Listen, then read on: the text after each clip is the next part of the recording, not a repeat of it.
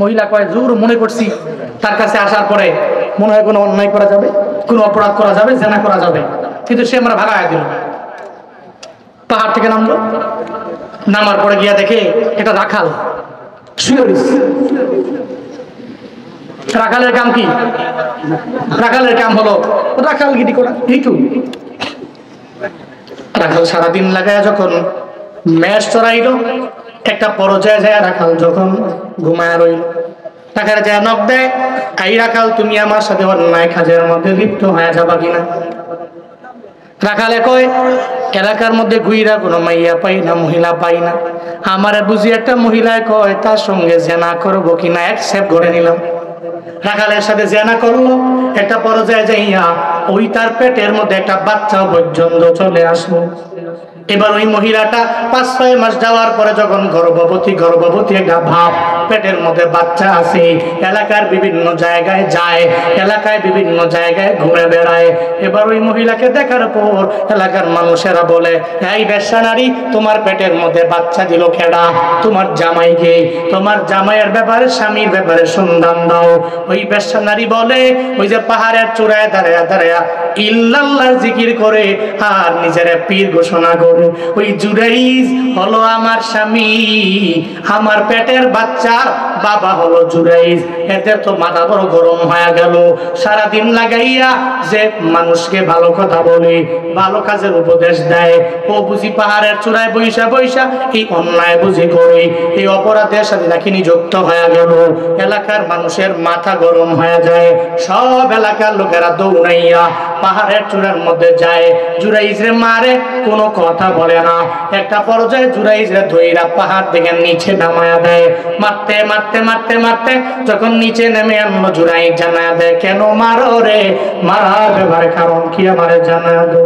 এলাকার লোকেরা বলে, চুরি চুরি সিনা চুরি, একবারে তুমি অন্যায় করলা, আবার বললো কেন মারি? তুমি উপর দিয়ে বুঝি ফিটফাট, ভিতরে ভিতরে সদর ডাক, তোমার উপর দিয়া ভালো, তোমার ভেতর দিয়া ভালা না।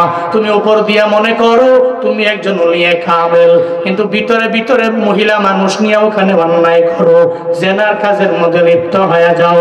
জুরাইজ কয়, না না, আমি ওই মহিলার সাথে কোনো জেনার কাজের মধ্যে লিপ্ত হই নাই। মহিলা গিয়েছে, কিন্তু মহিলার সাথে কোনো অন্যায় আমি করলাম না। কিন্তু এলাকার লোকেরা মানে না, জুরাইজের বারবার বারবার মারে।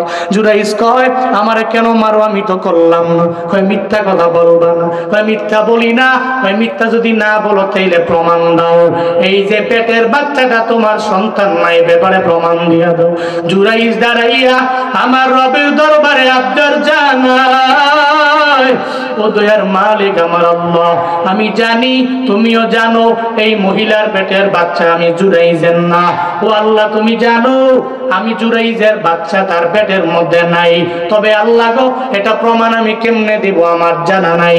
এতটুকু আমার জানা আছে, ওই বাচ্চার জবানটা যদি তুমি খুইলা দাও আল্লাহ গো, তাইলে ওই বাচ্চা তার জবান দিয়া বলে দিবি আমি তার রিয়েল বাবা নাকি আর একজন তার রিয়েল বাবা।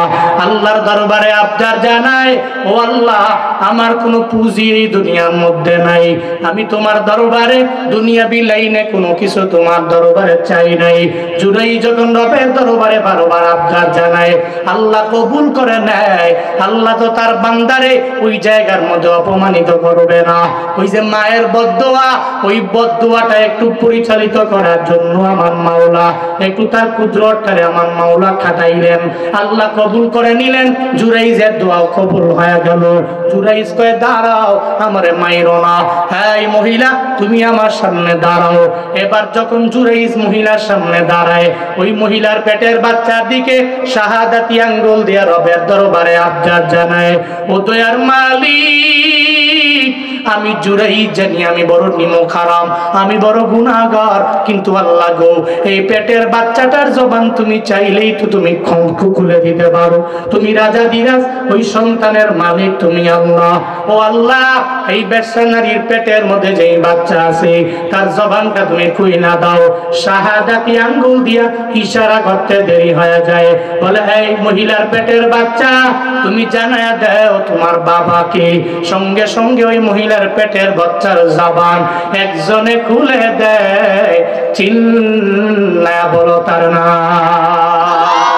কাদের কুদরত দারি বরকামাল আনতা রব্বি আনতা হাসবি যুল জালাল তুহি কাদের জলিলুল্লাহ জাহাদা বহর হালে তুই মেরা নেগাহদা।